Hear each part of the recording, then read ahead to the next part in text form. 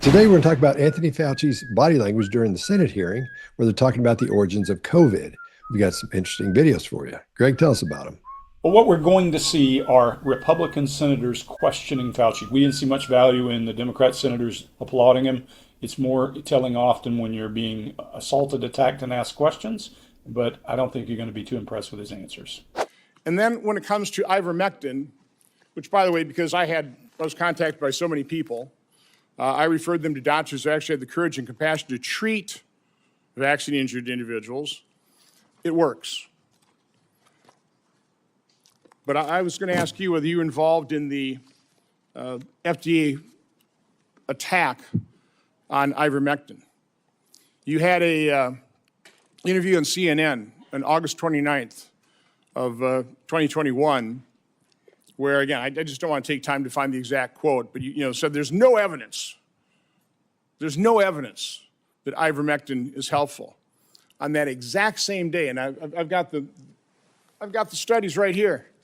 There was a website that was tracking the random controlled studies. Here they are, showing 60, 70% efficacy of ivermectin. The same day you say there's no evidence, there was all kinds of evidence. Loved ones had to go to hospitals, had to sue hospitals. Just, would you try it? So I would want to know, to what extent were you involved in sabotaging hydroxychloroquine, ivermectin, and did you do that because you knew the only way you get an emergency use authorization for these drugs, these experimental gene therapy, was if there was no effective treatment, you couldn't get the emergency use authorization. So is that why you helped sabotage these cheap generic drugs in favor of remdesivir, which, by the way, nurses, are you aware of the fact that nurses called it "run, death is near"? On the advice of counsel, I respectfully decline to answer based upon my rights under the Fifth Amendment to the Constitution. All right, Chase, what do you got?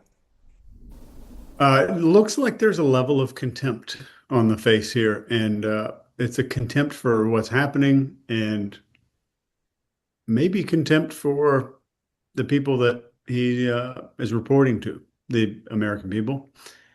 I haven't seen this much in a hearing, maybe in my entire life, looking at them all, but there seems to be a hand tremor here. If you watch his hand on the table, you see a little bit of a tremor. I haven't personally seen that before. I'm not saying it's new, but I've never seen it before until this hearing. And I did look at the previous hearing today, and I didn't see any hand tremors there, which is interesting. And sometimes the body will speed up appendages during times of stress and pressure, as Mark says. And it has this rapid movement to burn off excess adrenaline. So your body gets a lot of adrenaline, it produces this demand, and your body says, oh, let me dump some of that, let me get rid of some of that. So that might be what's happening. We see his rapid breathing rate. You can see his breathing rate, anybody wearing a shirt like this. And we see a chin thrust, and it's at a specific moment in the video, which I know that Greg is probably going to talk about. So Greg, what do you got? Yeah, I actually not, believe it or not. But one of the things I will say is I saw the same thing, contempt. And the contempt or disdain, which is hard to separate when you're in a situation, could be for multiple things. It could be for, I am taking the fifth, so I can't say a damn thing. I can't tell you what color your eyes are, because now you're violating that whole thing. So we'll see this thing progress. And I agree with you. I see some contempt for the situation or the people. Who knows? We can't tell that. We tell you what we see.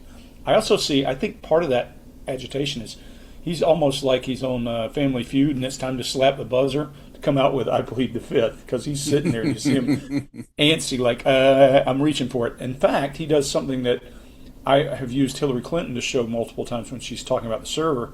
When she looks around her shoulder like, I'm kind of in a bind, and then makes up a reason she looked over there, he does that.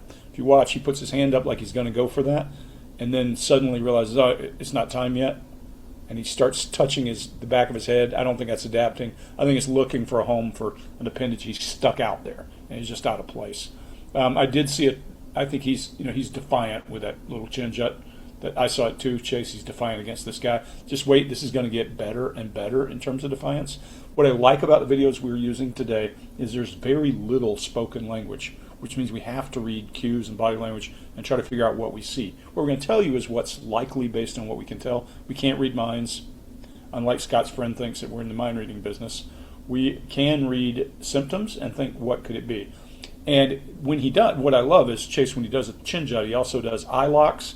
He eye locks with a threat. And he does sacred space, meaning he's barriering and adapting and starting to squeeze. So he's doing it. Now, here's one thing. He's 85 years old. Actually would not have thought that looking at him. But as you age, it gets easier to control some things because you get less flappable. You're like, yeah, until you pass a certain point. If you've got dementia or something, a little bit different story. But we get better at taking threats and that kind of thing as we age, most of us, because we're contained. What we'll look for is when he is so upset that he can't, and we see respiration increases in him, that's the first indicator. Mark, what do you got? Yeah. So look, contempt maybe. I've certainly got some contempt for the situation in that I'm not sure the American people would set up this system whereby you've got one group just praising him and another group just lambasting him. It's meant to be an inquiry. I won't look at the body language right now. I think it's been dealt with. I will do later on. But let's look at the nature of this inquiry. You've got a senator here saying no evidence, no evidence. He then produces a large bundle of his own evidence. He says, I haven't got time to go and get that quote. It's like, okay, so you're going to produce all of that, but you haven't got time for that little thing over there. It's grandstanding. Of course it is. It's going to be grandstanding from both sides and anybody in between. If there is anybody in between, I doubt there is. So we've looked at inquiries before. I'm at a wonder as to how useful this is for any of the American public, but I'm happy to take a look at it because we've got somebody here suggesting they're doing logos, which is logic. Look, let me show you the evidence. Here's my logic around it. But he talks about an attack on ivermectin. That is obviously emotional. I'm not saying there wasn't an attack on ivermectin. I'm not saying there is. I'm just saying, look, here's what's happening here. You've got somebody attacking and you're going to see the results of what happens to that attack. We could look at the videos of him being praised and we could look at what happens during the praise. We're not going to do that. And I'll look at the body language later on. But of course, at the end of all of this, he takes the fifth. He says, I'm not going to say anything. There's some reasonableness or there's some reason behind that. We could debate, what those reasons are, and maybe we will a little bit later on. But it's, for me, I think we're going to get a decent couple of questions a bit later on. So hang around for those. But right off the bat here, this is not questioning, this is accusation. And so we're getting the results of somebody being blatantly accused. Maybe rightly, maybe wrongly, that's up for you to decide. But it's blatant accusation, not inquiry at this point. Scott, what do you got on this one? I think somebody with, I'll take the just a touch of a psychological perspective on this, because I think somebody with a narcissistic level that high has got to have some kind of control over something in a situation like this, because he's being put on the spot. He's got nothing. He has to sit there and he can't defend himself because he's taken the fifth. Now, he goofs around with that pen, and I think it's 3x5 cards in front of him. And he's doing that to adapt, and that's what gives him control of something. Anything, he's got to move something around, straighten them out, that kind of thing. So that's I think from a narcissistic perspective, I think he has to do that. I don't think he can help it. He has to do it. He's gonna blow his mind. Now, while he's shown that proof of those studies about the ivermectin that did work, that blank stare shows a hint of a smile. It turns it's a blank stare, but he does smile. I don't think it's duper's delight. I think he's saying, you don't know. In other words, he's being defiant. I think that's a smile of defiance, because he's not lying about anything. He already lied, and supposedly, and he's just sitting there taking that. And it's his own fault for having to sit there and take that, because he had supposedly has a get out of jail free card, and he's not using it. So I think at that point, then he holds his smile that slowly comes on as it goes away. He holds up that pen in his hands, and that is what completes his barrier. So he has to have a barrier in there somewhere, because again, he's being attacked, which I feel rightfully so, the way they're doing this, since he's not going to answer anything and he chose not to. Then you can say pretty much anything you want and he can't say anything. So then again, the pen turns into an adapter. and he's taking control of that and goofing around with the pen again. So I think the whole thing here for him is trying to find control. I think he's the kind of guy that's used to being in control since he's a doctor. And he says, "Oh, this is the way it goes. This is the way this works." And, "Oh, you're so smart. How's this going?" He goes, "Let me tell you, here's what we do." And then when the pandemic came up, I think this is how he could take advantage of that situation. I think it got out of hand. Maybe got away from him, and he was taking advantage of that. And then when it comes to ivermectin, which, by the way, because I was contacted by so many people, I referred them to doctors who actually had the courage and compassion to treat vaccine-injured individuals. It works. But I was going to ask you whether you were involved in the FDA attack on ivermectin. You had a interview on CNN on August 29th of 2021, where, again, I just don't want to take time to find the exact quote, but you said there's no evidence that ivermectin is helpful. On that exact same day, and I've got the studies right here. There was a website that was tracking the random controlled studies. Here they are, showing 60, 70% efficacy of ivermectin. The same day you say there's no evidence, there was all kinds of evidence. Loved ones had to go to hospitals, had to sue hospitals. Just, would you try it? So I would want to know, to what extent were you involved in sabotaging hydroxychloroquine, ivermectin, and did you do that because you knew the only way you get an emergency use authorization for these drugs, these experimental gene therapy, was if there was no effective treatment, you couldn't get the emergency use authorization. So is that why you helped sabotage these cheap generic drugs in favor of remdesivir, which, by the way, nurses, are you aware of the fact that nurses called it "run, death is near"? On the advice of counsel, I respectfully decline to answer based upon my rights under the Fifth Amendment to the Constitution.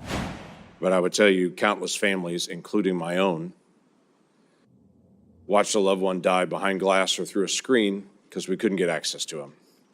Children couldn't get to school. People missed their prom or graduation ceremonies. There were lots of things that happened that dramatically changed the future of the country. The mental health issues that we have continued to deal with from the isolation have been profound. Even something as simple as children that wore masks or around adults wearing masks for all that time are slower in learning language now because they couldn't watch someone's lips moving, and so they're slower in that. Amazingly enough, churches and places of worship were forced to be closed down.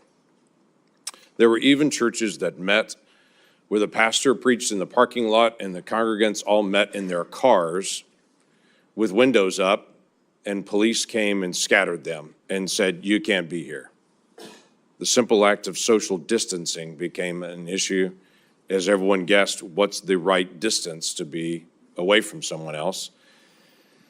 Literacy rates have declined. All these things are results, not to mention the loss of lives and the health experiences that have been out there for many Americans. So there are legitimate questions. I wanted to be able to raise some of those, to be able to walk through some of this, because it has been very, very challenging. As we've gone through some of your notes and your diary and other things that are out there, we're trying to be able to pull bits and pieces of things to be able to learn lessons. On May the 6th, 2020, you wrote at that time, I had a conversation with Robert Redfield, as you know well, was then the director of CDC, about the fact that greater than 1 million children worldwide have missed their measles vaccination because of the shutdown. You stated, this is terrible and needs to be addressed, since on that basis alone, there would be far more excess deaths from measles among children than coronavirus deaths among children. I need to bring this up to the TF, the task force. Did you ever have an opportunity to bring up the potential of measles deaths among children and an infection rate going around the world from measles based on the fact that so many children would not get their measles vaccine because of the shutdown? I'm sorry, Senator, but on the advice of counsel, I respectfully decline to answer based upon my rights under the Fifth Amendment to the Constitution. All right, Mark, what do you got? Yeah, so last senator did his best at hitting with logic. I don't think it was a great example of this. Here is a great example of using pathos or emotion in order to get the point across. Loved ones dying behind glass, missing their graduation, mental health, isolation, slow learning language, churches closed down, loss of right to worship. I mean, some, great American values there being punctured. There's a bit of an irony, that brings in the irony later on of measles versus COVID. There's a bit of an irony for me. Suddenly, literacy rates declined, and suddenly the Senate is worried about literacy rates coming out of that kind of comes out of nowhere from my point of view. So there's a bit of an irony there. But again, takes the fifth at the end. So we can talk about why that might be helpful for him, why it might not, and what exactly that's trying to do for him. But ultimately, yeah, good tried and attack using emotion there. I think it works pretty well. I'll let everybody else answer what they think about the body language there.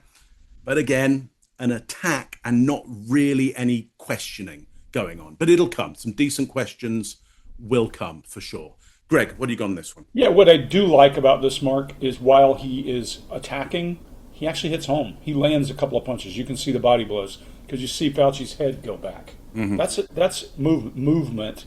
When he's talking about watching people die behind glass, it's pretty horrible to think about that. And you see he does a preparatory breath. You hear, I think that's Fauci ready to lash back, but he realizes he can't. I think that's where we're going to see disdain come from. And it can't, or it could be a side of comfort self, but one way or the other, he landed a blow. And then he does some slight nodding and fleeting micros of contempt. When he says something about a prom, that's pretty hardcore contempt in his face when he mentions prom. I'm sure he would have lashed back and said, that's not as important as boom, boom, boom, or whatever. And then Mark, I'm sure you noticed the Wallace and Gromit almost, he didn't show his teeth, but the eek at dispersing outdoor sermons, he almost shows his teeth. It's so bad. So he's landing blows that matter, and it is important. Then when he gets to that significant, to that 1 million missed their measles vaccine, look at the blink rate go through the roof. So he's landing blows that are mattering, and the guy can't say anything. It's probably he feels discomfort. He wants to say something that he can't. We can't really tell that, but what we can see is this piece. Then ask if he had the opportunity. You see pursed lips, disapproval. This is a lot coming out. This is what I like is we're seeing body language when a person can't say a word. And then finally, he's got a couple last pieces there at the end of his comment on that very last comment. You can see disdain in his face and withdrawals at the side of his mouth. This is probably going to be what we see a lot of because he can't say anything other than, I take the fifth, I take the fifth, I take the fifth. And this stuff will wear and tear on you if you're sitting there, especially if you're a person who has traditionally been able to have an answer for everything. Can you imagine the four of us sitting and going, I take the fifth? We would all want to lash out. Every one of us want to lash out at a person who's saying something we know isn't true, even if we're not allowed to. And then you got to ask yourself, why would you take the fifth when you have immunity? Well, there are other people that don't have immunity. Might be part of the answer to that. So there's a ton of strategy and that kind of thing going on. Whether you like it or I like it, whether we think that it's something evil, that's all going to be conjecture. And if you watch the other side, you see people all applauding him and praising him. I don't see a whole lot of value in sitting and watching a person who's being praised because we all know how that looks. They all go, yeah, yeah, yeah, yeah. Scott, what do you got? Yeah, what I think is rude is the way you all have kicked me out of the comments on our channel because I go in there and fuss with people like that. And you know what made you take the Martha sent me a note and said, leave her cat alone. Well, she started it. The cat started it. So, yeah, I've had to take the fifth in the comments because of you guys. Anyway, when he hears about the part about not having access to his dying loved ones, that's when his head goes back and he breathes in that real deep breath and he stretches a little bit. And that's not because he's empathetic toward the people that had to deal with that. I think it's because he knows that that's the fact that happened, that people will take that personally, like really personally. If that happened to me, I'd be livid. And the people who are behind this, I guess you call it case against him, they're not going to let it go because it hit them on a personal level in so many ways. So I think he's thinking about that, how this is going to keep the fires burning for this thing. And it's not going to go away. I think that's why his head goes back, or that could be The reason his head goes back. And when the senator says the police came and scattered them, well, we hear a pretty loud noise in the background. It's not loud to us, but you can tell it's loud in there. And that's where we see that little grimace face on Fauci's face. Because just briefly, it's a little bit longer than a micro expression. Actually, it's about 3 times longer than a micro expression. But it's on there. He has a little grimace face. And I think that's why. It's not because what was said or anything in there. And then when he talks about the children missing their measles vaccinations because of the shutdown, then Fauci starts adapting by scratching and rubbing on his ear. Now, our ears are really sensitive. And so when that happens, as small as that is, that helps us relax a little bit. That goes back to Joe Navarro's self-soothing behavior. He's the guy that coined that. And so that's what he's doing. He's self-soothing, anything to make yourself feel more relaxed and feel better. And I think he's doing that because his stress at this point, and I fight with myself about this. I think about this a lot because I think on one hand, he's going through a lot of stress. He feels a lot of stress and that kind of thing. But if he's a psychopath, he's not going to feel that kind of stress. And the reason I sort of straddle that road a little bit is because of what's that girl's name? The one that came up with the blood test. You know, like a drop of blood, and you can tell if you had cancer or not. Elizabeth Holmes. Elizabeth Holmes. Yeah.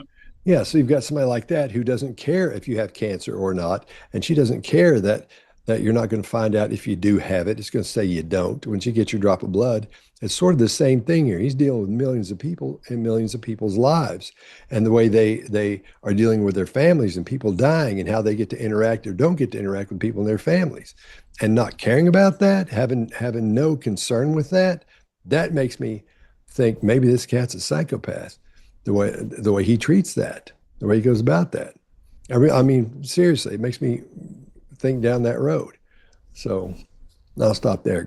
Chase, what do you got? I have a theory about that. All right, let's hear it. So we're seeing a lot of the fidgeting and moving around and that kind of thing, breathing. Those are also behaviors you do when you're bored. It's true. And I think we're seeing a lot of bored behavior and not a whole lot of stress. So I think him just messing with that pen is just trying to pass the time. I really think that some of these might just be boredom. Even hearing about the deaths, I think we're still seeing boredom. That's my opinion. No, you're And right, because I go through that too. I talk about that in the same one, I think. Yeah. I went through this today and called a lawyer. So the Fifth Amendment doesn't apply post a certain date that was on his pardon, right? Mm-hmm. Or his pardon doesn't go past a date. Right. So while he's in court today, if he says something that's not accurate, he can still be charged with perjury, and they could still build a case for something that happened outside of the lines a little bit. So also federal and not state. That's right. Yeah. So it can be charged in a state. Yeah. And Chase, that manufacturing a distraction, that gets more compounded in the next video too. So there's some value there. Yeah. Yeah. So during this whole period, I think they knew, everyone at the NIH knew what isolation does to kids' brains. The studies on separation anxiety and these critical windows for social wiring for kids, and how like fear messaging imprints 1,000 times deeper than anything else. Then you could actually see this spike in ER visits for suicide attempts, kids forgetting how to play. That's real, actually. And you see kids just kind of going flat. And I think they were systematically starved of the exact input that the nervous system of a little kid needs to form secure attachments, like facial literacy, which is an actual thing, risk calibration, something that psychologists call unscripted peer bonding, and doing all this kind of stuff. In my opinion, this was a long game. They knew the serious risks, and I think this was maybe some kind of goal for long-term behavior that these kids might carry for life. And they are changed for life. The kids who went through this are changed forever. That's all I got. All right. I'll go then. How's that sound? Oh, you just passed it to me. I know. Oh, did I? I didn't go. Yeah, you went. You did go. You did. Three? You Yeah. sure You just went and passed it to me. I was laughing. Yeah. I handed it to you. Mark handed Oh, it to I've me. I handed scooted it to you. forward. Sorry, I scooted forward on my thing, and no wonder I'm reading my notes. Look at those going. You've been arguing too much in the comments. That's what's going on. I've got my notes up. I'm like, I haven't said that yet. Yeah, what a smart ass I sound like. What a dick. I guess I'll go. Yeah, man. But I would tell you, countless families, including my own, watched a loved one die behind glass or through a screen because we couldn't get access to them. Children couldn't get to school. People missed their prom or graduation ceremonies. There were lots of things that happened that dramatically changed the future of the country. The mental health issues that we have continued to deal with from the isolation have been profound. Even something as simple as children that wore masks or were around adults wearing masks for all that time are slower in learning language now because they couldn't watch someone's lips moving, and so they're slower in that. Amazingly enough, churches and places of worship were forced to be closed down. There were even churches that met where the pastor preached in the parking lot and the congregants all met in their cars with windows up, and police came and scattered them and said, "You can't be here." The simple act of social distancing became an issue as everyone guessed what's the right distance to be away from someone else. Literacy rates have declined. All these things are results, not to mention the loss of lives and the health experiences that have been out there for many Americans. So there are legitimate questions. I wanted to be able to raise some of those, to be able to walk through some of this, because it has been very, very challenging. As we've gone through some of your notes and your diary and other things that are out there, we're trying to be able to pull bits and pieces of things to be able to learn lessons. On May the 6th, 2020, you wrote at that time, I had a conversation with Robert Redfield, as you know well, was then the director of CDC, about the fact that greater than 1 million children worldwide have missed their measles vaccination because of the shutdown. You stated, this is terrible and needs to be addressed, since on that basis alone, there would be far more excess deaths from measles among children than coronavirus deaths among children. I need to bring this up to the TF, the task force. Did you ever have an opportunity to bring up the potential of measles deaths among children and an infection rate going around the world from measles based on the fact that so many children would not get their measles vaccine because of the shutdown? I'm sorry, Senator, but on the advice of counsel, I respectfully decline to answer based upon my rights under the Fifth Amendment to the Constitution. Same year, 2020. This is, again, still before our first death. There was not total agreement about the likelihood of deliberate insertion. Ron said he was sure that this could occur naturally, and we should not waste our time and divert our effort to pursue this. This is expected of him since he was the original gain-of-function person with Yoshi. Also, Christian was with Ron. The rest felt deliberate insertion was possible, and given the fact that Dr. Jingling Shi at the University of Wuhan has been working for years in gain-of-function in coronaviruses to allow adaptation of the spike protein to bind to the human ACE2 receptor, we could not let this go.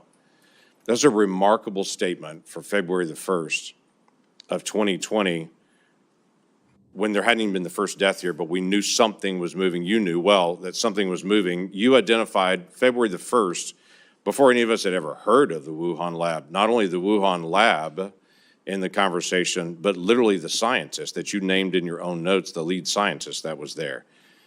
It's interesting to me on that, and the questions I was going to ask you was just your background and knowledge about the Wuhan lab and Dr. Shi and all the details. I'm aware of where you have been on trying to be able to plead your Fifth Amendment right, which is your right to be able to do. But I also want to be able to find out some facts to be able to help us for the future on this. The Lawrence Livermore National Laboratory in May of 2020 put out a classified document that has only been recently unclassified on this, that had this statement: we assess all the necessary conditions for an accidental release of a laboratory-modified coronavirus, specifically a coronavirus adapted to recognize human cell receptors, were present at the Chinese Wuhan Institute of Virology in mid to late 2019. Now, the question that I had for you is, this is May the 27th of 2020. This is the report that most people will see, is this. I have clearance. I serve on the Intelligence Committee. I've actually read this complete document unredacted. My concern is, were you given the ability to see this document unredacted? Based on your position, were you able to see this and to be able to get this information? I could see it, and I know what's here. Everybody else just has their conclusion at the beginning of it, not this. My question to you was going to be, did you have access? Because it's important for the future that people in your position do have access to this kind of information and insight. Is there any way you could answer that question? Were you able to give access to this data? On the advice of counsel, I respectfully decline to answer based upon my rights under the Fifth Amendment to the Constitution. All right, Mark, what do you got? Okay, so this is better for me because here we've got something a little more like questions. Not that I've got a problem with accusations, and not that I've got a problem with somebody, being found guilty of something they're accused of. But in this particular, if you're having a hearing, I want to hear more questions, less accusations or attacks, so I can kind of see, well, what's he responding to here? Is it just somebody attacking him, or is he responding to a question? So here, I think there is a question around gain of function and accidental release. And around gain of function and accidental release, we get a spike of behavior that we don't see around the rest of the interview or lambasting that he's getting. Earlier is not an interview, it's just getting hammered, basically. Again, I've got no problem with hammering the guy. It's just, if we want to inquiry, let's inquire and let's find out what his behavior is based on the inquiry. This is closest for me to actually inquiry, and I think we do get a spike of behavior around a gain of function and accidental release, which is important because what is that agitation that he's showing around here? Is it a denial of that? Is it an acceptance of that? I mean, I don't know, because he's going to take the fifth. Yeah, so we don't know what he's thinking, but we know these things matter more than just words that are being said. They're having an impact on him, like the other stuff wasn't having an impact on him. So I think this bit is notable, really notable. Greg, what do you got on this one? Yeah, I think I agree with you. He manufactures some kind of a distraction in the beginning. He's building, I almost thought he was going to build a card house there. He's jacking around with all those cards and doing whatever he's doing. And like we said, why does he have multiple? But he leans back in the chair there. And then there's a sudden bunch of face touching and adapting, because I think, Mark, this is at the heart of the issue. Yeah. And the other thing is, for just a minute, let's assume he knows he can't answer the question. If the question comes across as genuinely asking instead of beating the crap out of you, then it becomes more damaging. Now, you're planting a seed instead of saying, you did this, you did that, you did this, while he can't respond. I think it has more power, because we know that when a person comes to epiphany, part of the reason good conspiracy theorists bring you to epiphany by throwing out data that's not definable, not determinable whether it's truthful or not, and then stitching them together with questions to make your brain come to epiphany, is powerful. And this guy's doing a very effective job of that. He's asking questions, and you see the sides of Fauci's mouth withdraw. And I think that's disdain at the situation. He realizes where he's at, and he has no ability to fight back. And here again, I'll say, he may have immunity, to your point, Chase, up until a certain date. But if Chase and I did something together, and Chase didn't get a pardon, guess who's going to jail? Mm-hmm. So you have to be cautious when you're doing this, and there's highly likely some of that. In addition to your point, Chase, if he says something after this date, he could have problems. He gets really agitated when that Wuhan analysis is read. When he starts doing that, then we see a little bit of face touching, and there's a little bit of an anomaly in his skin, so I thought, okay, I'll give him a benefit of the doubt. But then there's a whole lot of rubbing and increased blink rate and respiration and barriering, meaning putting hands in stuff between you, and disdain, withdrawing the sides of the mouth, and then he steeples and then does more adapting. That's a lot of stuff. That's a lot of clusters of behavior, which means you might be able to sit and take a pretty good punching until it starts to land somewhere that you're afraid of something. And even if you have no compassion for 1 million people that died as a result, or children or anything else, you still got self to look out for. And when things start landing, those body blows start to add up. Chase, what do you got? Yeah, I totally agree on the face touching here. This is one that's most likely stress. And I don't think it's stress for anyone but himself. I really don't. I don't think there's stress for anyone else because it spikes up right when he's implicated in these questions. And Mark, to your point about questions, I think a lot of these senators realize he's not going to answer a damn thing anybody asks. So they just decide to poke his ass as hard as they can to see if they could spin him up to maybe like have an outburst. That's what I would do. If it was me, I would be, I'd be spinning his ass up. Yeah. But for everything else outside the face touching, I don't really think he's bothered by any of this. I don't think this is stress. Most of this is stress here. What I'm seeing is boredom to me. Very serious issue that all of us care about and bothers all of us. Doesn't bother him, it seems, in the least bit. I think he's just bored, and I think the movement that we see, most of it is him just passing time, and that's about it. Scott? All right. Now he's back to adapting with that pen. And then he starts rubbing his face. And the thing is, we don't see any, going back to what you're saying, Chase, we don't see any concern, no worry, no sadness, nothing when he's talking about these people and what it did to him. Then his attention starts to wander, and he starts making circles on the table with that pen. Then he realizes he's not paying attention. That's when his head pops up. And he tries to focus on what's happening. Because I agree with you. At some points, he just drifts off somewhere. I don't think it's from dementia or anything else. I think he's bored. I think he goes from, there are things he's stressed about. I think the situation where he's trying not to fuss back or say anything back, I think that's what the stress is, because the stress goes way up. We see the cues and tells of that. But then 2 seconds later, hell, he looks bored out of his skull. So, and that's pretty scary when you think about it, because the senator's talking about the accidental release of the virus. And then Fauci keeps goofing with a pen and he rubs his face again. When we see all the signs of stress, then we see all the signs of boredom. Then we see stress, then we see boredom again. It's just one to the other. And it's not like some kind of morphing into it. He's relaxing into it. Then he just clicks right from one to the other. And then, like I said before, there are no facial expressions that show anything remotely close to sorrow, grief, sadness, nothing like that.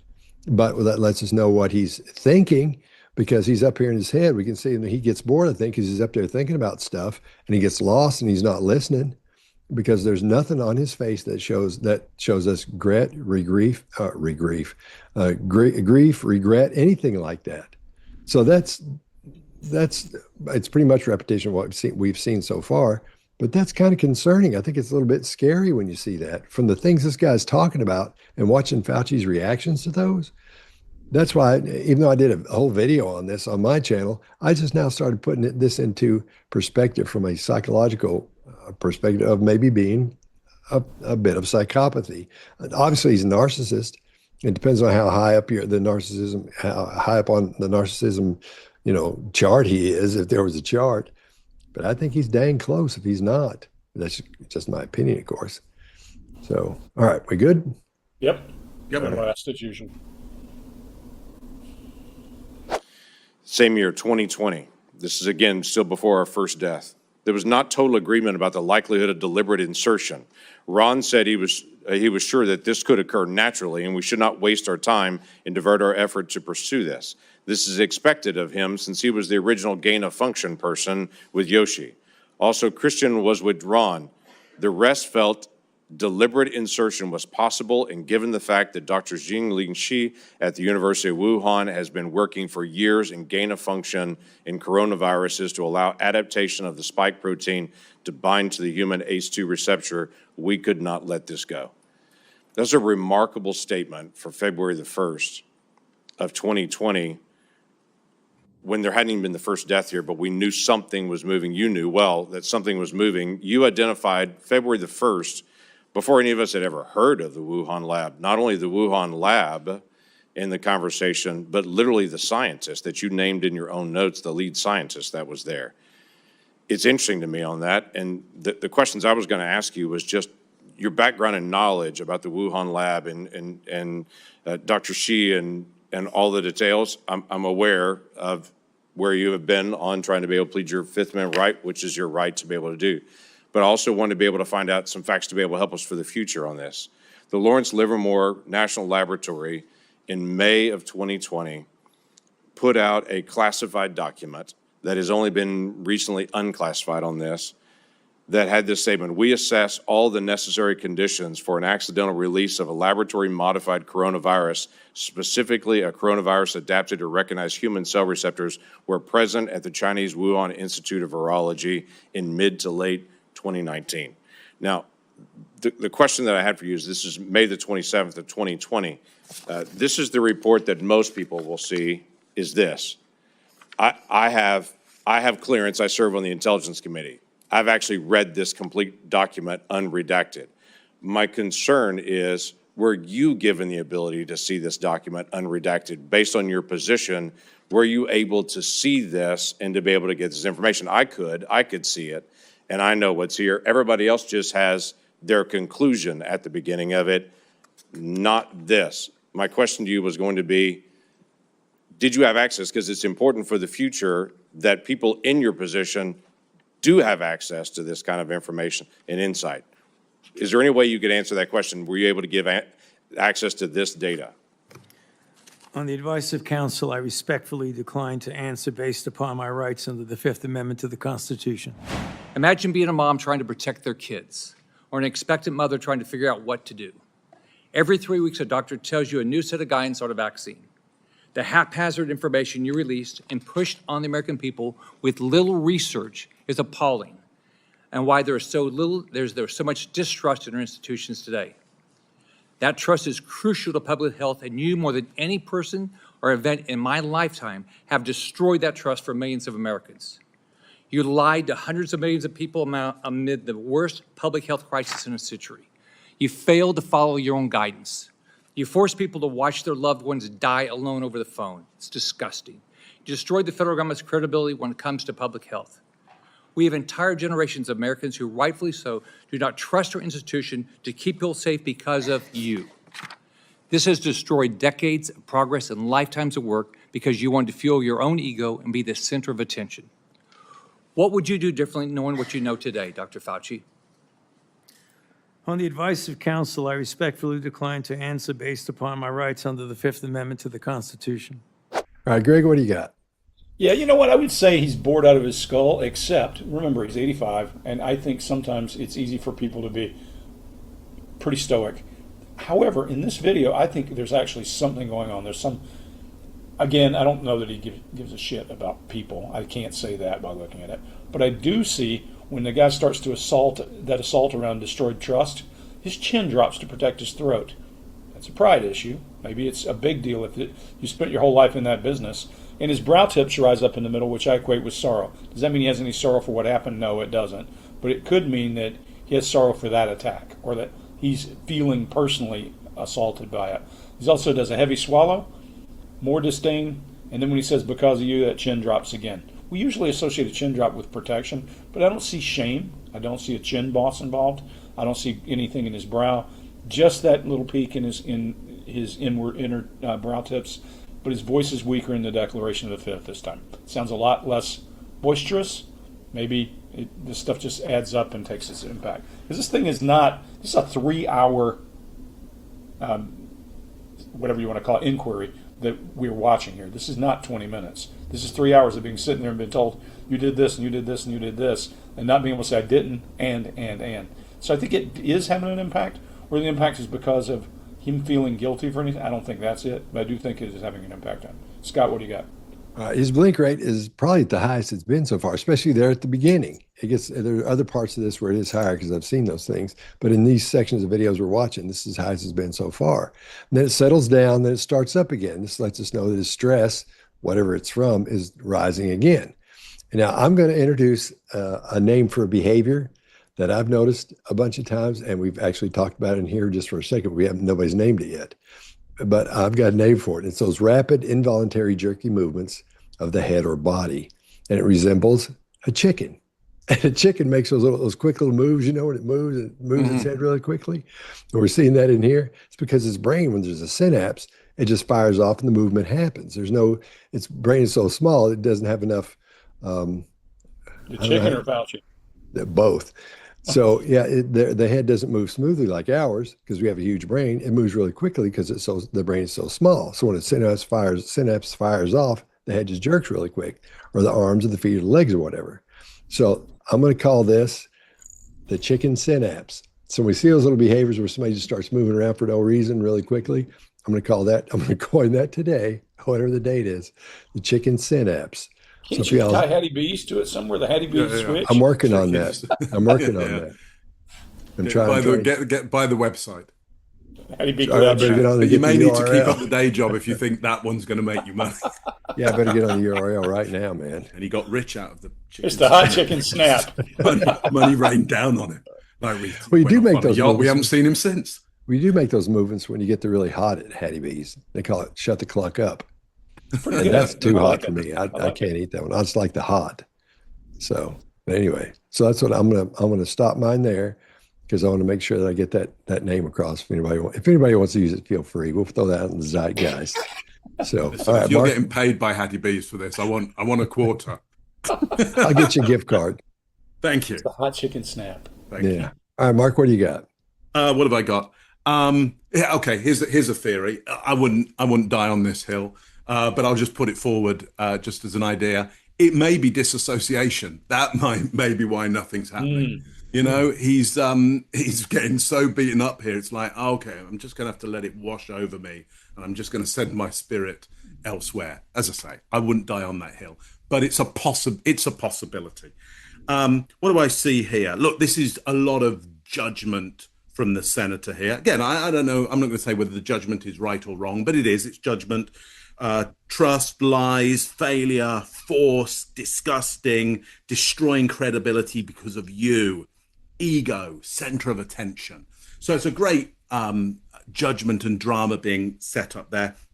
You know, just from a personal point of view, I find it ironic that you've got a modern politician, you know, accusing somebody of losing trust, hasn't read the room of modern politicians, clearly, and that the politicians were there first before anybody else managed to lose trust. Whatever side they're on, they've been losing trust with the public for a long, long time. So I love the irony of that personally. But yeah, again, just a barrage of judgment, no questions really. Well, other than at the end of this barrage, what would have you done differently?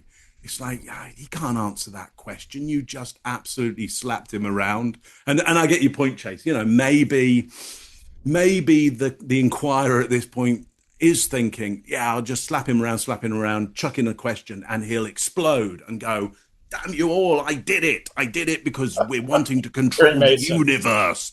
You know, absolute power. And maybe they're hoping for that moment, because it is a bit of a witch hunt, and there's probably a bunch of witches involved, but they've got one. And sure, you know, if you find a witch, I'm not opposed to you burning her.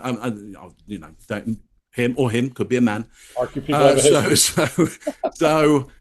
to all the witches out there. But it does seem like you've only got one in the room at the moment, and you're just punching that one. Not that they maybe shouldn't be punched, but again, I just look at it and go, how is this helping the situation from both sides? It doesn't help. So one of the reasons for a presidential pardon is actually that it allows you to give evidence in these situations, is that you can go, hey, listen, I'm just going to tell you what went on because it will do me no damage other than in the court of public opinion, but you can't incarcerate me for this. So actually, a pardon is a benefit to the public, because in an inquiry, somebody pardoned can go, I'll tell you exactly what went on here.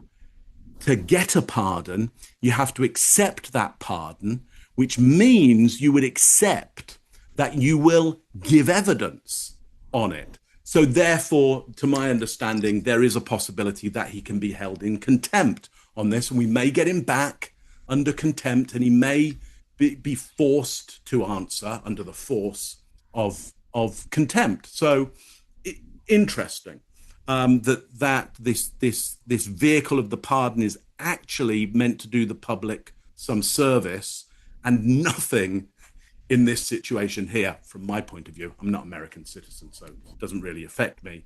But if I were an American citizen, I would be going, what the hell good is any of this doing me right now, other than it's entertaining, and we have a show to do on it. Scott, what do you got on this one? I think I already went, didn't I? Chase. Oh, yeah, sorry, Chase. Chase. What do you got? Yeah, I'll just go last again. See how it feels? It's crippling. So, Crippling. Greg, if it is stoicism that's kind of evolved with age, he didn't do it a couple of years ago, and the last time he testified, which could have evolved. And I'm not saying that didn't evolve in the last few years. And just getting beaten down. If you look at his journals, he thrives. He thrives on the opinions of other people. So the beat down that he's received in the last few years has made him just say, I don't GAF anymore. I just don't. So that's possible. And Mark, if it is dissociation from everything that's going on, I don't see evidence that he cared initially Sure. about anybody. I may be wrong. If I am, let me know in the comments. But I just don't see a lot of visible signs. But to quote someone who worked with him, someone familiar with Anthony Fauci, this guy's name is Brett Griot. I'm not sure. MD. He's a physician. He's a former colleague on the White House COVID task force. And he said, after he read the diary, he said he was, quote, shocked by his unabashed narcissism, worrying about his fame when all of us were worrying about 1,000 or 2,000 people dying the next day. And he says, it's really kind of sickening. So that's a person that was actually familiar. Direct quote that I think is pretty recent. That's all I got. You know, Chase, that ties back to why he would have disdain for the situation. If he can't defend himself and make himself look better, that's the disdain that we're seeing constantly in his face. I think we've got some evidence coming up further yeah. to what you're saying there, Chase, as well. Mark, I think the good part, the reason it is good they do this is because it's cathartic. I know I feel a lot better after seeing this. 'Cause I'm mad at that guy. They've been doing this since ancient Rome. Yeah. Well, it's Greek theater. It's Greek If theater. you felt better about this one, wait till Hawley lights into him. Yeah. Ooh. Greek theater, and the goat song will come soon.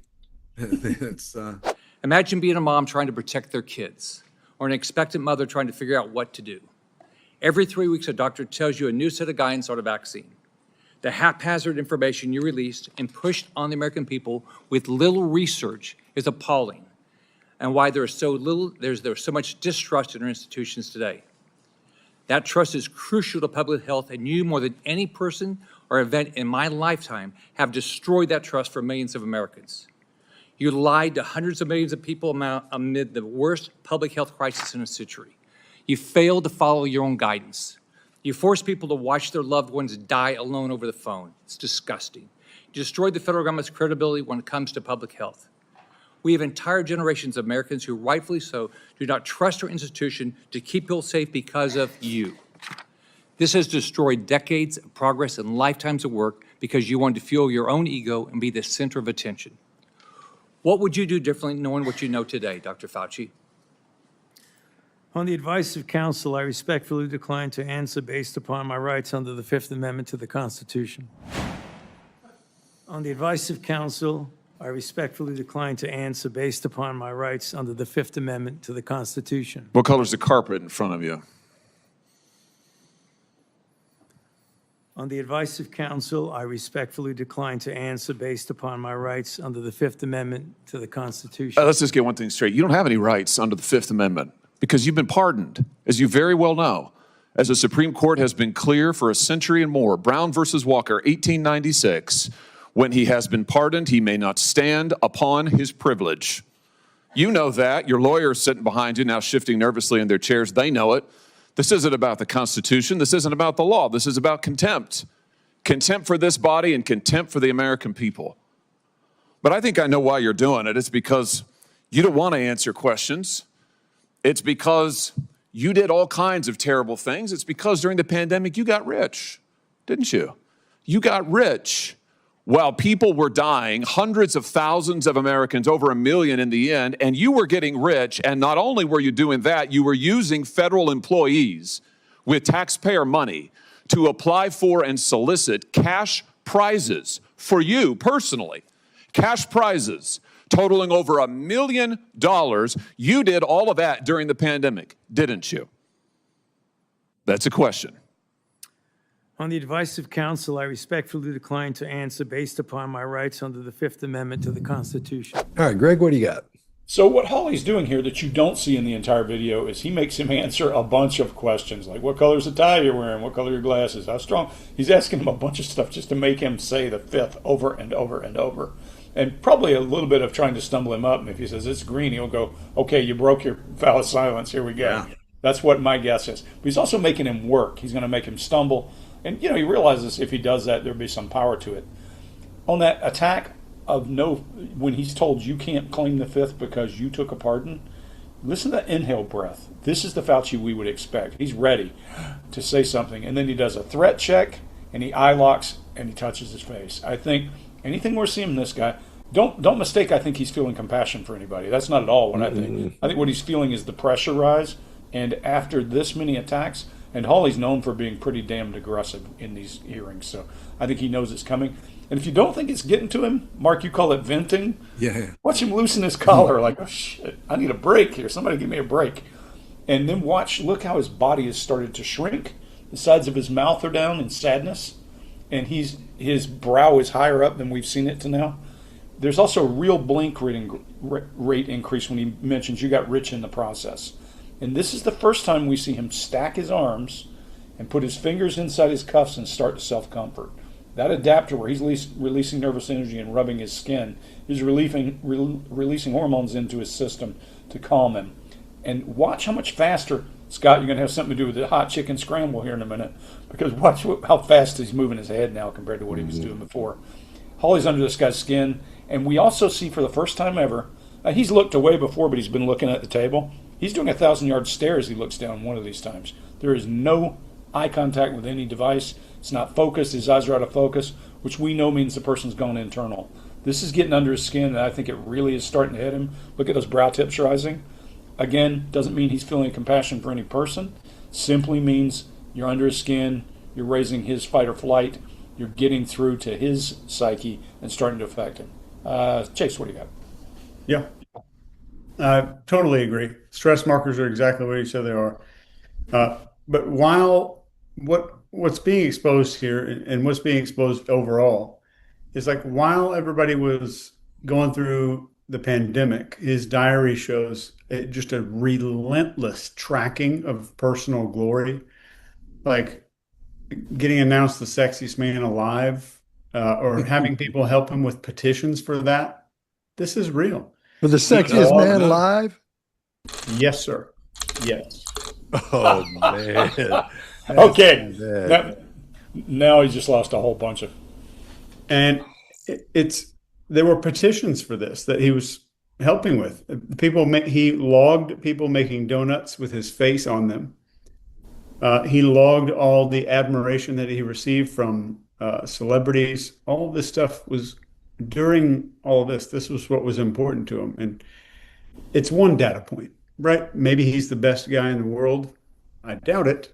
But it's a very strong data point when you pair it with everything else that people that have worked with him, people familiar with the matter, have spoken about. Mark, what do you got? Yeah, look, it's all getting a bit farcical and absurd now. There's something, from my point of view, a little annoyingly self-satisfied about the senator, and that he's done this carpet routine. I get that there's look, my understanding is, and it may be a wrong understanding, so put down in the comments below how I may have this right or have this wrong, but you either take the fifth or you don't take the fifth. You can't have it both ways. And so I think you're right, Greg. There may be a possibility, if I can get him to say, be annoyed by the whole carpet routine and go, yeah, it's patterned. Actually, it's not one color. Actually, he's broken his fifth, and now he's definitely in contempt. So it's a possibility. I don't know.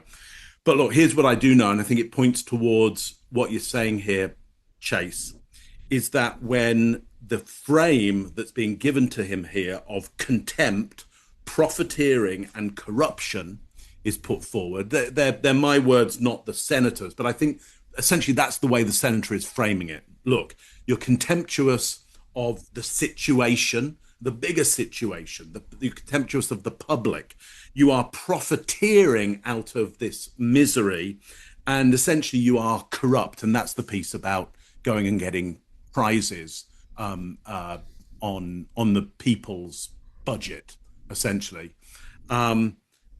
That does seem to have an effect on him. And I think you're right. It's not an effect of like, oh, I'm really sorry for that.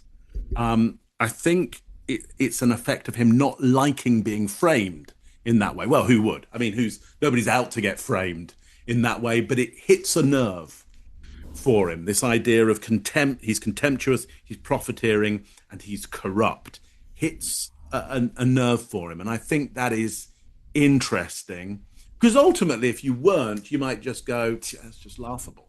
That's just, laughable. You might be able to shrug that off. However, being punched around the room, and maybe you can't shrug it off. Scott, what do you got on this one? Is there something to the asking questions that have nothing to do with anything? And if he doesn't answer those questions, since he's not in I trouble? would ask people to put it in the notes down below. That's my guess, because he's beating the living crap out of him with questions that are non-pertinent. Yeah. If he says the carpet is green, he's broken his Fifth Amendment. Well, I think you can take it for. I don't know. I don't know. I think you can take it for each question. You don't have to take it for when you say it once, it doesn't mean you have to do the whole thing. I think it's for each question. I think there's a reason that he's asking those questions, just to kind of stick it up his hind end, number two. But number one, if you do answer a question that has nothing to do with what you're in trouble for, I think you get in trouble. Isn't that right? There is a case in court at the moment, or there's a precedent that says you can't do both in this particular situation. Okay. Or in America, there has been a debate in one committee to say, hang on, this person over here in this situation, they weren't allowed to give answers to one thing and answers to another thing. They were prosecuted on doing both. So is that in America, or is that in America or in Canada? That's in America. There's no fifth.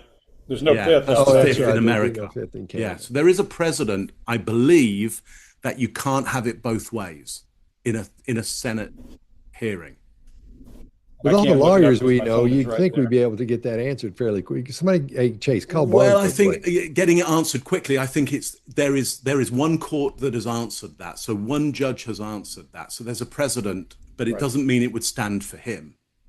You'd have to take it. You have to tell it to the judge. See what Barnes Well, says. I think there's also a Let's get him slippery on here, slope. Chase. There's also a slippery slope. If you answer one question, then I'll ask you another ancillary question that might get you up against it fairly quickly. Yeah, well, the slippery slope is not trusting the presidential pardon. If a presidential pardon is worth nothing, then everybody a president has pardoned is now in trouble.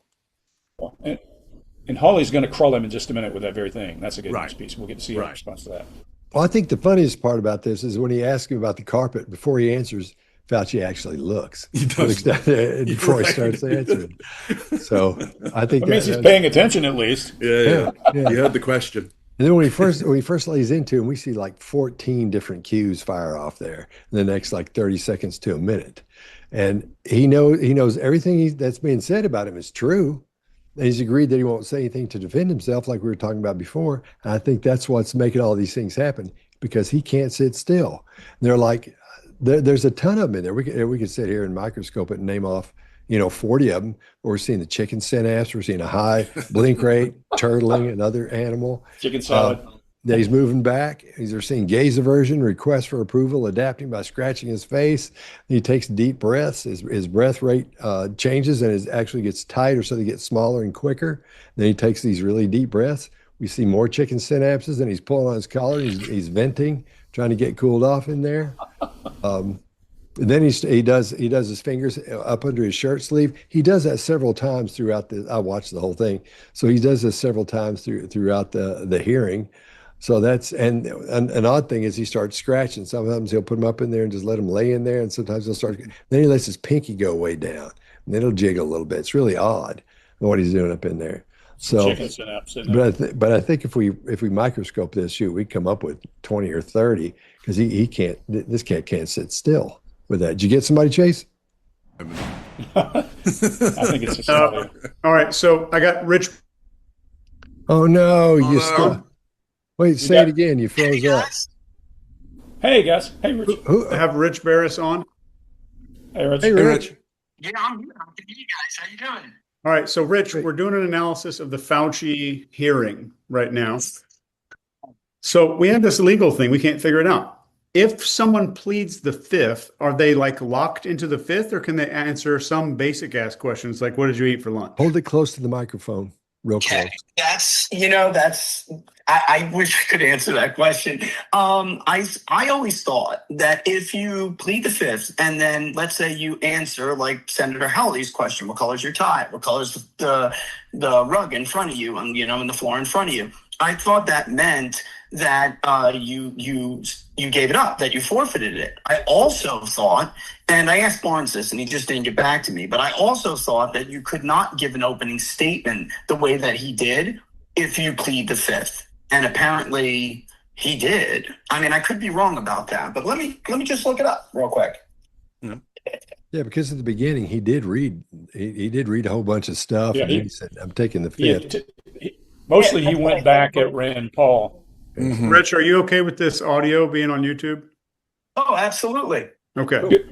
Hey, Rich. Good to see. All right. Good to see you this weekend, Rich. By the way. Yeah, that was It was fun. great to see you guys. I got, last year I wasn't able to stay that long. So it was like one of the things, man, I wish I had a chance to stay and hang out with those guys longer. Yes. Your Us wife too. is the sweetest thing. She was so nice. Yeah. She's a sweetheart. Yeah, she loves you guys. She really does. Hey, there she She's, is. Hey, she is I'm very, waving to very the telephone.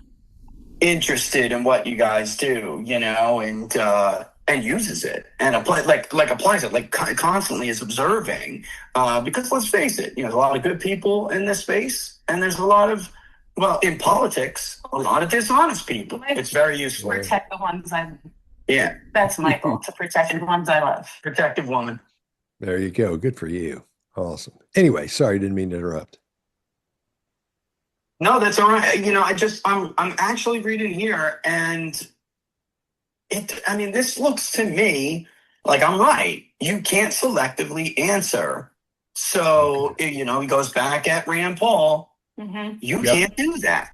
You can't do it. You have to just sit there like an idiot. I invoke the fifth. Right, but And like he did do. this would not apply in a trial because you can answer some questions, but if something implicates you, you can plead the fifth in a trial separately, right? Okay. Like during a depot.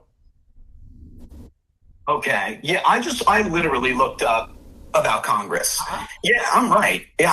Burnham and Garibov. Yeah. Well, and that's what counts at this point. Well, that So makes you sense. invoke the Fifth Yep. Amendment to Yep. refuse to answer Trust me. questions that may incriminate you, but doing so means you cannot selectively answer questions or provide an opening statement that could lead to self-incrimination. So maybe that's what they think is the loophole that could lead. The right is designed to protect individuals, et cetera, et cetera. To protect individuals from being compelled to testify against themselves. Okay. Yeah, that's the obvious. Thanks, Rich. That's helpful. We're just negotiating whether Hawley was just trying to beat him up and make him say the fifth 50 times, or was trying to trick him. So maybe it's both. Yeah. He was Thank the you, Rich. We prosecutor. appreciate He was it. the AG in Missouri. Remember that, He Yep, was the yep. AG in that state. So, yeah, no problem, guys. Glad to help. Thanks, Thanks, Rich. man. Appreciate Have it, a great man. one, We'll see you later. See you later. Bye. Bye. Bye, Laura. Bye. I love them. She's sweet. On the advice of counsel, I respectfully decline to answer based upon my rights under the Fifth Amendment to the Constitution. What color's the carpet in front of you?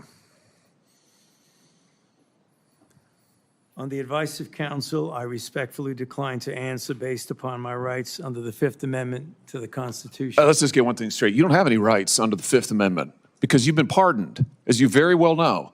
As the Supreme Court has been clear for a century and more, Brown versus Walker, 1896, when he has been pardoned, he may not stand upon his privilege. You know that. Your lawyer's sitting behind you now, shifting nervously in their chairs. They know it. This isn't about the Constitution. This isn't about the law. This is about contempt. Contempt for this body and contempt for the American people. But I think I know why you're doing it. It's because you don't want to answer questions. It's because you did all kinds of terrible things. It's because during the pandemic, you got rich, didn't you?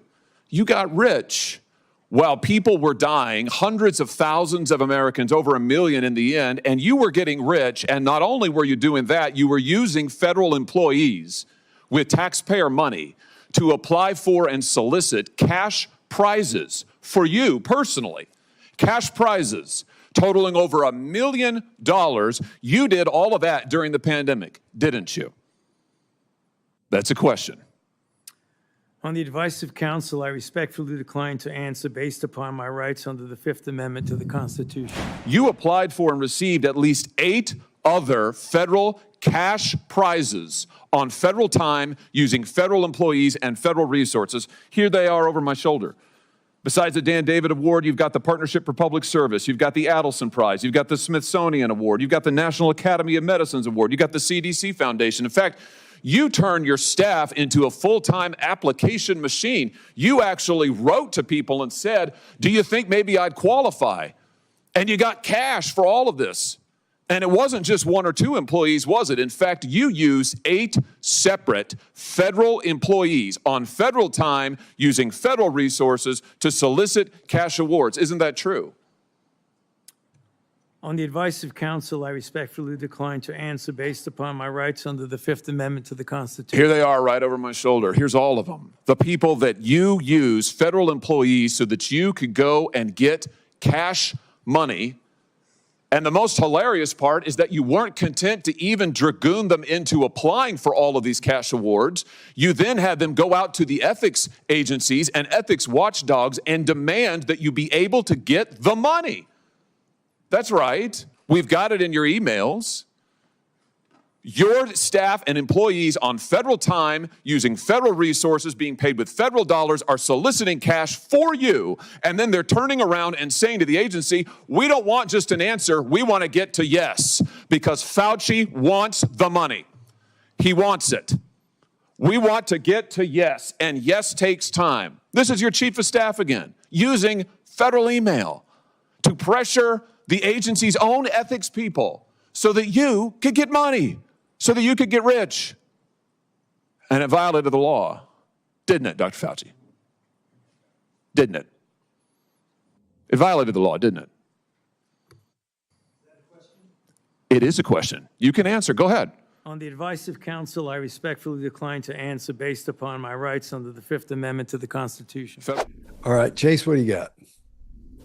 This is where you see the most embarrassment on the face. I think, this is my opinion, just embarrassment, shame, a lot of concealment with the digits kind of going into the sleeves here, a lack of eye contact. And so if you just take the previous, 5 videos as the baseline, this is a big deviation from that baseline. We're seeing a lot of embarrassment here. There's still no huge clusters of anything. But I want to quote from another person familiar with the matter here. And his name is Rick Fairhurst, MD, PhD, who worked for 17 years at NIAID.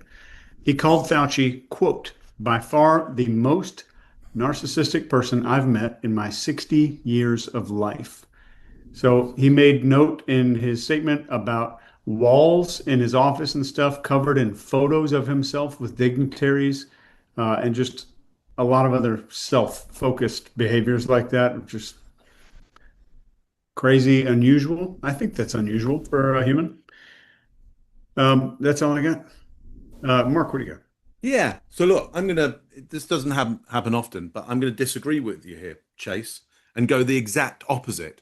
It could be shame or absolutely zero shame around this. Because is this unordinary for a human being?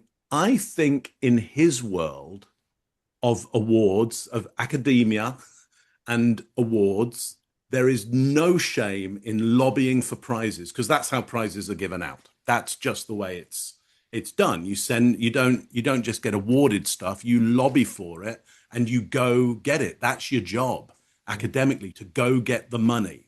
It's not your job to use government employees or government resources. That's right. So you're absolutely right on that. But I still think he has no shame about that. He's not made the transition from academia to government, where you're absolutely right, is misappropriation of that. But I don't think his mind has made that jump. I think he still feels it is his right and his job and his title to go and get the money and the prizes for himself. And so in my mind, and it could be, you projecting on him or me projecting on him, and maybe we're both wrong about this, or maybe but in my mind, I think he has no shame about this. And I think he's going, you know what, this is what I do. This is the way the world works. This is absolutely the way it should be done. But you're absolutely right, Chase. It's absolute. If that's what was happening, and it seems there's evidence that that's what was happening, it's absolutely misappropriation of the people's money. But in my mind, he's not bothered. He's not bothered about that at all. And I think there's a sense of entitlement to that. Scott, what do you got on this one? Let me ask you something, Mark. Yeah. There's the word private. And when I want something that's to be private, I want my what? Privacy. Okay. So you all say privacy instead of privacy. Yeah, privacy. Okay. But you don't say privet. Don't say privet. Privet would be, that's a hedge. That's a type of hedge. Yeah. And why is it privacy instead of privacy? You know what? Some questions are better left unanswered, because they would they would destroy the fabric of the universe. Okay. They invented the word. They get to call it whatever the hell they want. Yeah. So, for example, a toilet is called a privy, not a privy. Privy. Okay. Yeah. There's the Privy Council to the monarch, which is the monarch's private council, but it's not called his privy. The bathroom council. It's his Privy Council. Yeah, they don't hang around. They did have that. It's the garderobe. How are you getting on in there? Need any tissue? The king did have that, remember? Yeah. Huh. Okay. Anyway, so since we're seeing pretty much the same stuff we've been seeing, the only thing that pops out to me more than usual we've seen are the expressions that I'm under the impression are shame, because we see shame in there 4 or 5 times throughout that thing, like heavy. But then again, when you think of the personality type we may be dealing with, maybe it isn't shame. So I got to look into this some more. But I'm still riding that line about whether we're dealing with psychopathy or not. I mean, we're talking about a high-end narcissist here, a clinical narcissist, and with the things he's done, the way he's reacting to these things, and the way he's not reacting to these things when he should, that's not normal. That's not right. Something's not right here about that. Greg, what do you got? I think I see contained pissed off is what I think I see. Downright eye cast. We know that when people are looking down to their right, it's typically associated with emotion. He shows disdain more than one time, that withdraw the sides of the mouth. That could be the situation. I'm not allowed to say anything, and I'm doing what I can. I think he's defeated. I think he's painted back into a corner. And to your points, I don't think it has anything to do with compassion or any of that, but his chin drops. That's defeat. You can be defeated and drop your chin just as much as you can shame or grief. Usually if there's shame, your chin engages. We don't see that. We just see his chin down.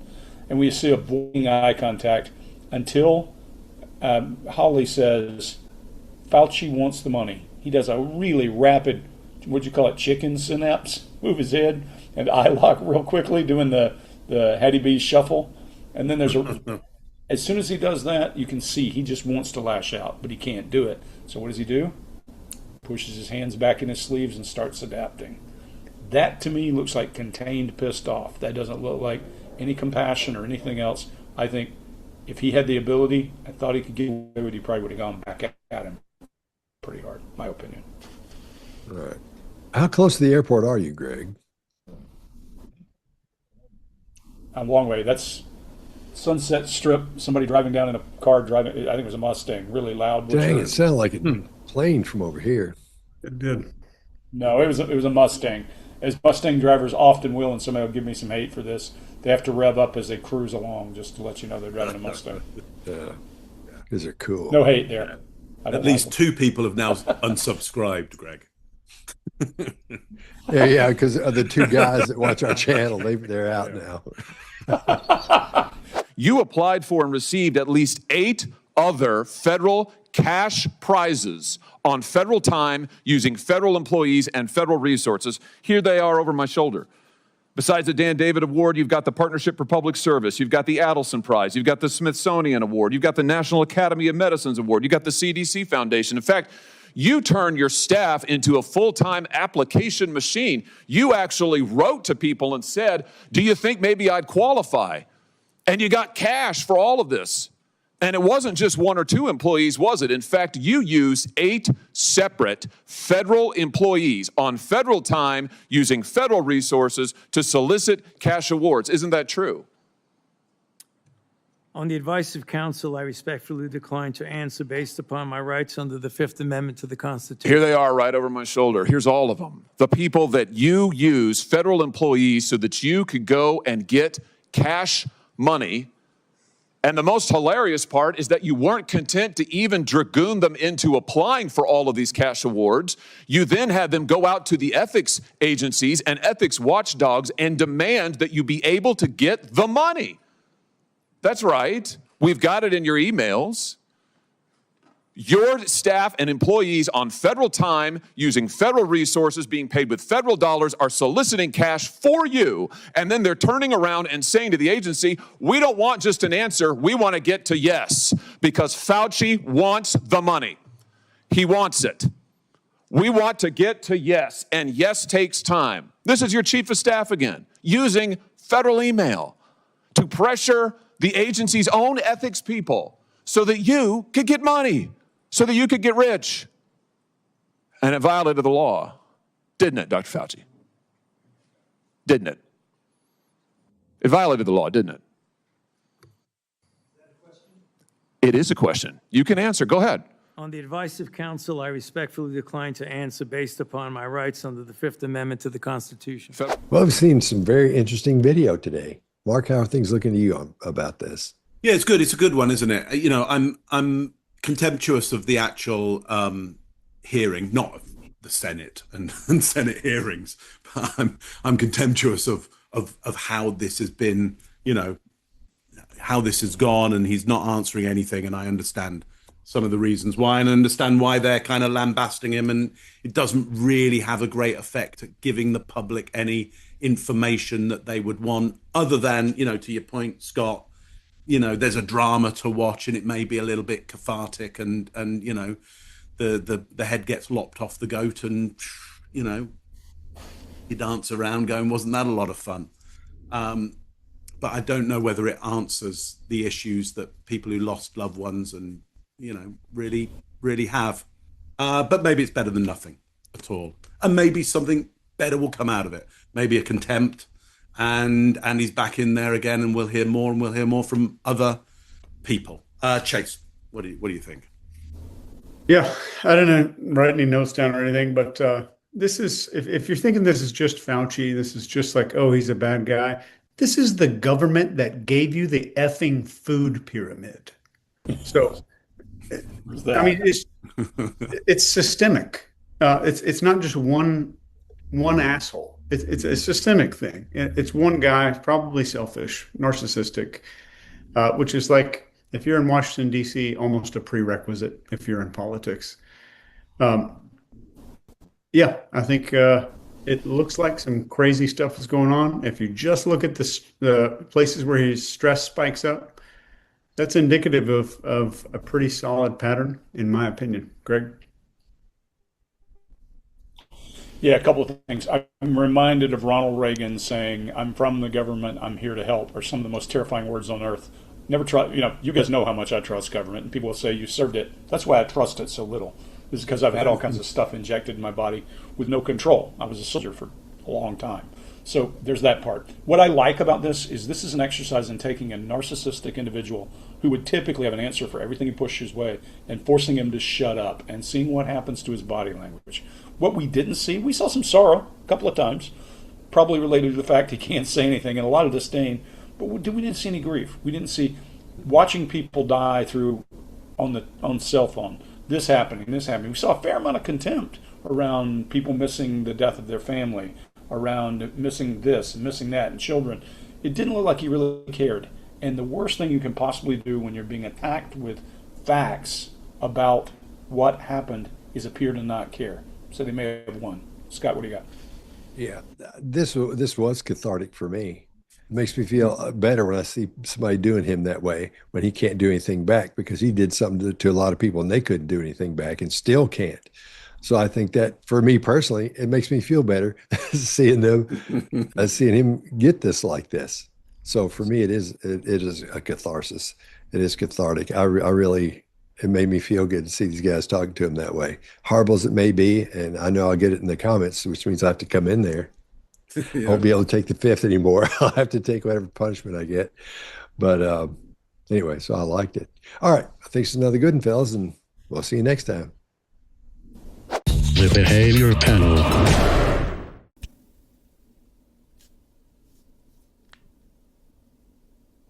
I never do the first pull in. I don't know. That's why I overdo it.